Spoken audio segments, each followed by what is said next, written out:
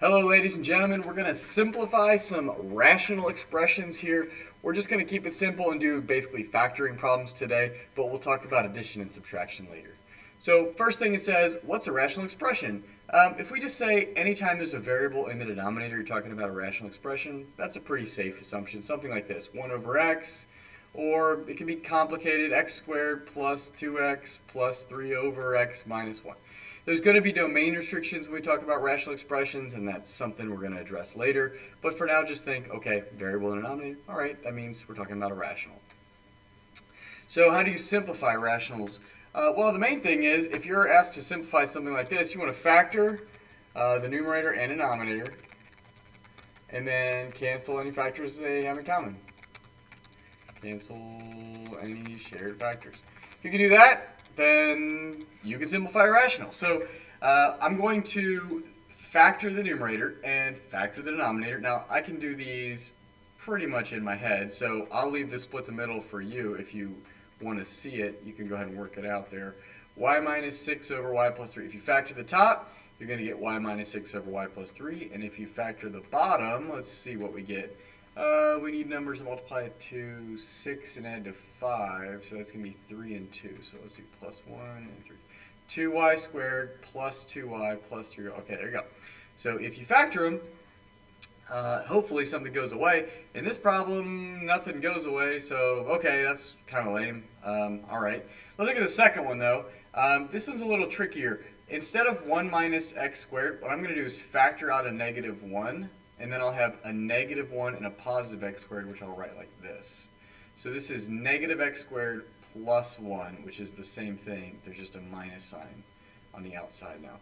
And then in the bottom, you have x squared minus 1. So if you factor out the negative, it turns out that this whole quantity can cancel out, and this thing simplifies to just negative 1. Also kind of weird, but we're going to see this idea of factoring out the negative pretty often, so that's something you should look for.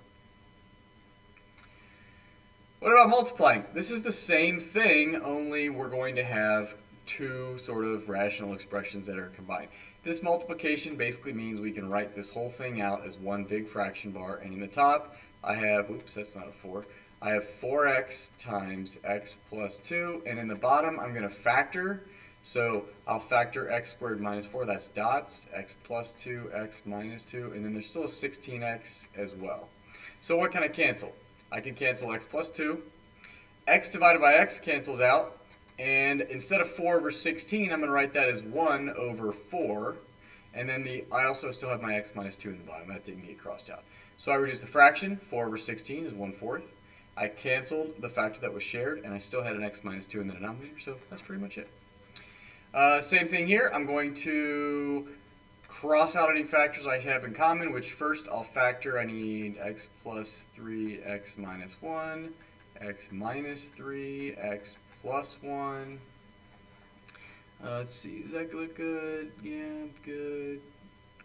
Okay, I think I'm good on the top. Now, you see that nothing's canceling out. I'm going to write this as x plus 3 instead of 3 plus x. So that actually is going to cancel out.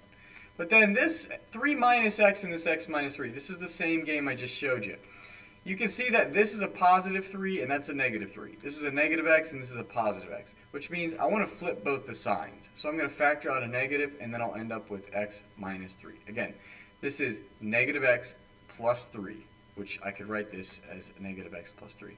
But when I factor out the negative, what that lets me do is cancel out that factor. So I have a negative 1 in the top, I still have my x minus 1, and in the bottom I have x plus 1.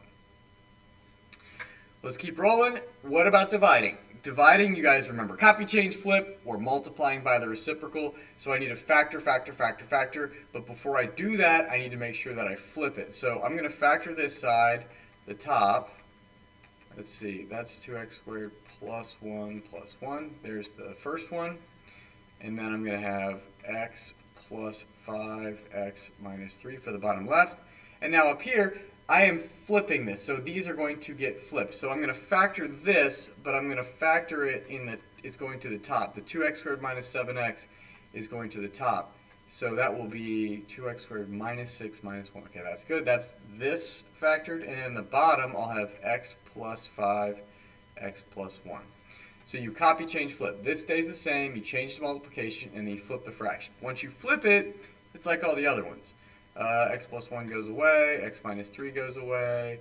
I have 2x plus 1, 2x minus 1, and in the bottom I have x plus 5, and there's two of them, so I'll just put squared.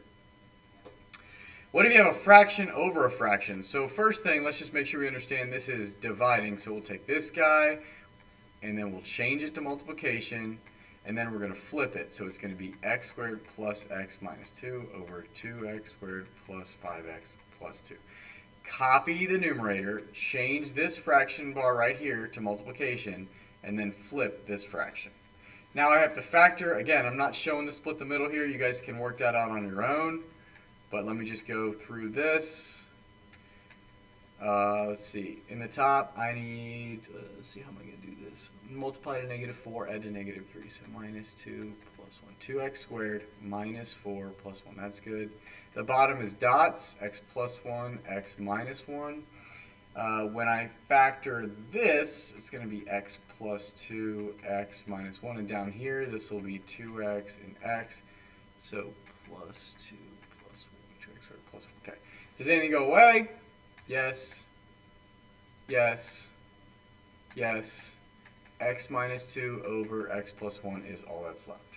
So for division, you still do the same thing. You're going to factor everything you can, but you have to first copy, change, flip before you can do it. So what you should work on now is you have a My Math Lab, which is a bunch of practice problems. Go ahead and do that, and we'll talk about it in a little while. So good luck.